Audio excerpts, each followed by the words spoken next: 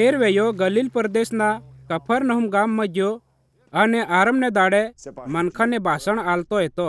વયો ઈસુના ભાષણથી વિચાર કરતો થઈ ગયો, કેમ કે ઈસુ અધિકારથી બોલતો હતો. ગિરજામાં એક માણસ હતો જેનામાં એક ભૂત હતો. વયો જોરથી એમ કેને સીસાવા માંડ્યો, હે નાઝરત ગામના ઈસુ, તો મને હોકા વિતાડી રહ્યો હે? હું તો મન નાશ કરવા આવ્યો હે? હું તને વળખું હે તો કોણ હે? તોસ વયો પરમેશ્વરનો મોકલેલો પવિત્ર માણસ હે. ઈસુએ ભૂતને વળગીને કીધું, સપરે અને એના માણસમાં હો નકળી જા. તરત ભૂત એને વશમાં દકડીને વગર નુકસાન કરીએ એને મોહ નકળી ગયો. એને લીધે ગિરજામાં બેઠેલા બધા મનખા વિચાર કરતા થઈ ગયા અને વયો એકબીજા હાથે વાતે કરીને કહેવા માંડ્યા, આ કેવું વસન હે, કેમ કે ઈયો અધિકાર અને સામર્થને હાથે ભૂતડાને હોદો હુકમ આલે હે અને વયો હોદો એના મોહ નકળી જાય હે.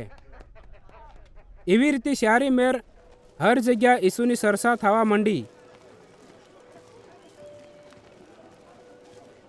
ઈસુ ગિરજામાં ઉઠીને સમોનના ઘેરમાં ગયો.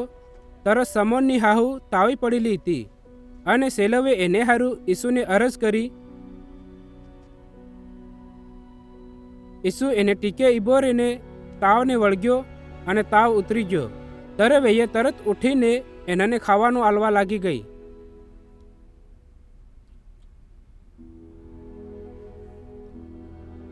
દાડો બુડતી વખતે જેન જેનતા મનખ અલગ અલગ પ્રકારની બીમારીમાં પડેલા હતા, વૈયે બધા એનાને ઈસુ કને લઈ આવ્યા અને ઈસુએ એક એકને હાથ મેલીને એનાને હાજર કર્યા અને ભૂતડે હોદો સીસાતો જાયને અને એમ કહેતો જાયને કે તું પરમેશ્વરનો બેટો હે.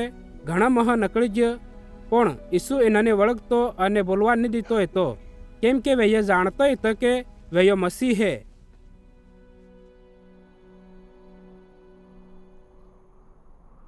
જ્યારે દાડો ઉગ્યો તે ઈસુ નકળીને હુનવેણ જગ્યામાં ગયો અને મોટો મનખનો ટોળો ઈસુને જોતો જાયને એને કને આવ્યો અને ઈસુને રોકવા માંડ્યો કે વૈયો એના કને હો ને જાય. પણ ઈસુએ એને કીધું, મારે બીજા શહેરમાં હોદો પરમેશ્વરના રાજનો તાજો હમીસાર સંભળાવવો જરૂરી હે, કેમ કે હું એને હારું મોકલવામાં આવ્યો હે. અને ઈસુ ગલીલ પ્રદેશના ગિરજામાં પ્રસાર કરતો રહ્યો.